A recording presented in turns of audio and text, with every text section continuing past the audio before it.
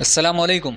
हज 2025 की लगातार अपडेट हम आप तक पहुंचाने की कोशिश कर रहे हैं, जिसके अंदर रिपोर्टिंग के बारे में हजियों के सवालात है। 29 तारीख को फ़्लाइट चालू हो रही है।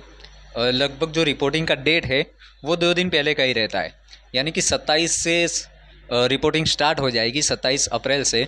तो 27 अप्रैल से रिपोर्टिंग स्टार्ट हो जाएगी। तो रिपोर्टिंग के अंदर क्या करना है, क्या क्या डॉक्यूमेंट लेके जाना है और कौन कौन जा सकता है, इसके बारे में बताने की कोशिश करेंगे। इससे पहले आप अगर हमारे व्हाट्सएप ग्रुप से न जुड़े हो तो नीचे डिस्क्रिप्शन के अंदर से लिंक के ज़रिए से आप व्हाट्सएप के अंदर व्हाट्सएप ग्रुप से जुड़ जाइए। तो अब बात है रिपोर्टिंग की।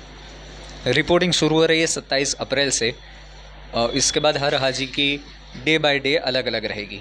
जैसे कि 29 को जाने वाले हाजी की 27 रहेगी, 30 को जाने वाले हाजी की 28 रहेगी, पहली को जाने वाले जो हाजी रहेंगे उनकी 29 रहेगी, यानी 2 दिनों का गैप रहेगा। अब उसके अंदर उसके अंदर हाजी ये भी सवाल करते हैं, क्या हाजी और हज्जन को साथ के अंदर जाना ज़रूरी है? तो उसके लिए बिल्कुल ज़रूरी नहीं है, कोई भी जा सकता है। इसके लिए आपको सबसे पहले लेटर पैड के ऊपर लिख के दे देना है कि ये हमारे रिश्तेदार दोस्त अहबाब है जिसको हमने भेजा है, और अपने साथ उनके साथ डॉक्यूमेंट भेजें। अपने आधार कार्ड की कॉपी, पासपोर्ट की कॉपी, उसके अलावा जो पे स्लिप है, आपने जो पैसे भरे उन स्लिप को भी साथ के अंदर भेजें, ताकि कोई मसला पेश ना आए। इसके अलावा कवर नंबर भेजें। 2 लोगों का पासपोर्ट लेना जाना है तो 2 लोगों को जाना ज़रूरी नहीं है। 4 लोगों का पासपोर्ट लेना है तो 4 लोगों का जाना ज़रूरी नहीं है।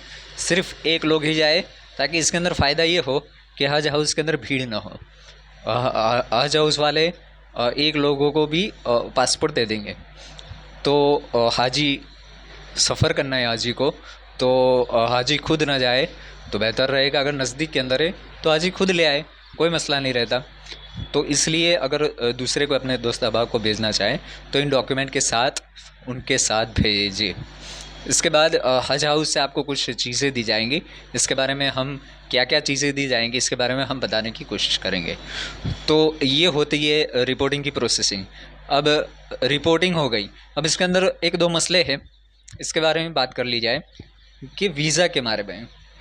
ई वीज़ा के बारे में बहुत सारे साथियों के जो सवालात है, इसके अंदर ये है कि हमें ई वीज़ा नहीं मिला है, क्या करें। ई वीज़ा दरअसल हाजी को सिर्फ इसीलिए दिया जाता है, 2 साल से दिया जाता है। उससे पहले ई वीज़ा नहीं देते थे, फिर भी हाजियों को हज के लिए हज कमेटी ले जाती थी। हाजी इस बात को याद रखे कि अपना काम करे, हाजी अपना काम करे, हज कमेटी अपना काम करेगी। एक हाजी ने मुझसे पूछा कि मेरा दोस्त 10 तारीख को जाने वाला है, उसको वीज़ा मिल गया और मुझे 5 तारीख है, मुझे वीज़ा नहीं मिला, ई वीज़ा।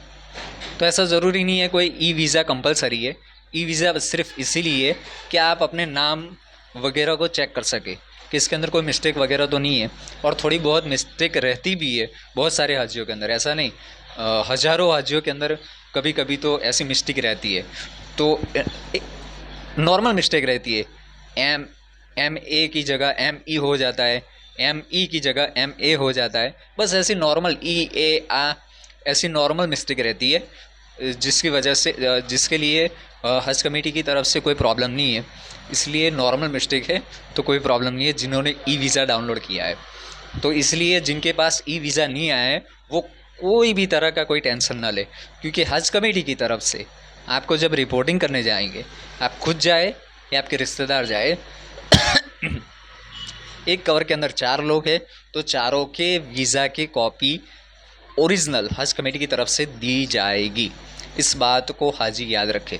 इसलिए ई वीज़ा कोई कंपलसरी नहीं है। ई वीज़ा सिर्फ अपने लिए, अपने आप को देखने के लिए कि मेरा वीज़ा फ़ाइनल हो चुका है और मेरा नाम के अंदर ये है। तो हज कमेटी की तरफ से कोई भी मिस्टेक नहीं होती अल्हम्दुलिल्लाह। आखिर के अंदर आपको प्लान के अंदर बिठा देते, इतनी ज़िम्मेदारी हज कमेटी की रहती है।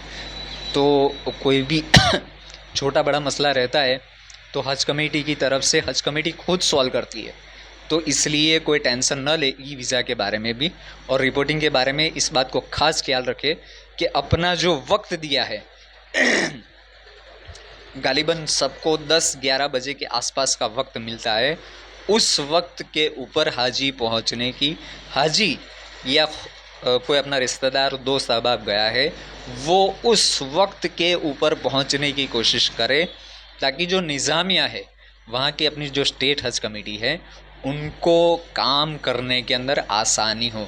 क्योंकि उनके पास एक स्टेप बाय स्टेप वो रहता है रिपोर्टिंग के लिए। तो सपोज समझ लो कि आपकी बारी आ चुकी है, तो आप लेट गए, तो उसके अंदर थोड़ा सा वो लोग दिक्कत होती। इसलिए जो वक्त दिया गया है उस वक्त के ऊपर पहुंचने की कोशिश करें, ताकि हज हाउस के अंदर अपनी स्टेट हज कमेटी को भी कोई दिक्कत का सामना न करना पड़े। इस बात को हाजी याद रखे। तो आज के लिए सिर्फ इतना ही। हमारे लिए दुआ करें, हम थोड़ा भी बीमार भी हैं। अस्सलामु अलैकुम वरहमतुल्लाहि वबरकातुहू।